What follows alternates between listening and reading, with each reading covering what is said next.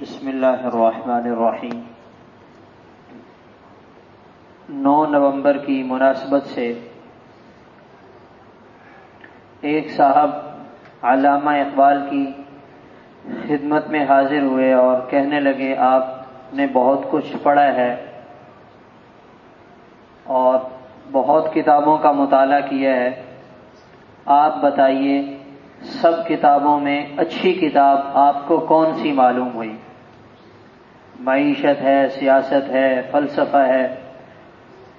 علامہ اقبال نے انہیں بٹھایا اور کہا یہاں بیٹھے میں آپ کو بتاتا ہوں۔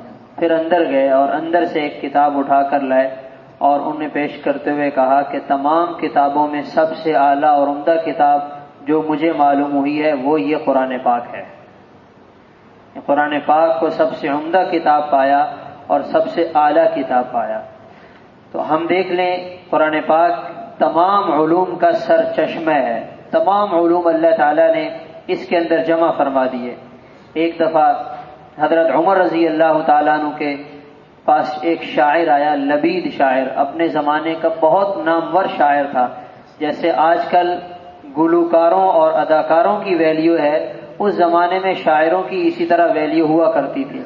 تو حضرت عمر رضی اللہ تعالیٰ عنہ نے اس سے کہا کہ بھائی تم اپنے کوئی اشعار ہی سنا دو۔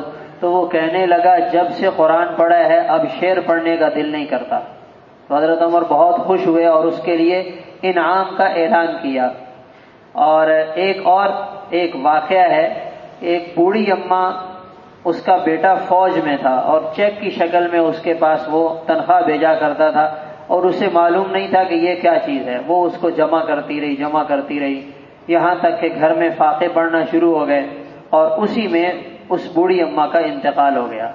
تو جب اس کا باکس کھولا گیا تو اندر سے وہ سارے چیک برآمد ہوئے۔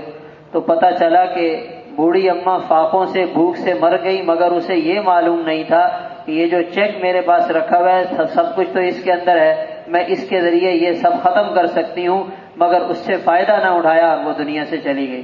تو ہمارا حال بھی یہ ہے کہ ہمارے پاس قرآن جیسی کتاب موجود ہے مگر ہم نے اس سے فائدہ نہیں اٹھایا۔ ہم جو ہے وہ غیروں کی نقالی میں لگے ہوئے ہیں، فلاں جو ہے وہ اس موقع پہ کیا کرتا ہے اور یہ برتھ ڈے کیسے منایا جاتا ہے، برسی کیسے منائی جاتی ہے، ہیلووین کیسے منایا جاتا ہے، ہم تو ان چکروں میں پڑے ہوئے ہیں۔ قرآن جیسی عظیم الشان کتاب جو وحی الہی ہے ہمارے پاس موجود ہے، نہ پڑھنے کے لیے ٹائم ہے نہ سمجھنے کے لیے ٹائم ہے۔ تو اس لیے میرے محترم دوستو عزیزو، ہمیں روزانہ قرآن پاک کو ٹائم دینا چاہیے، اس کی ادائیگی بھی سیکھیں، اس کا ترجمہ بھی سیکھیں، اس کا مطلب بھی سمجھیں اور اپنی عملی زندگی اس کے مطابق بنانے کی کوشش کریں۔ اللہ تعالی عمل کی توفیق عطا فرمائے۔ اللہم صلی علی سیدنا محمد۔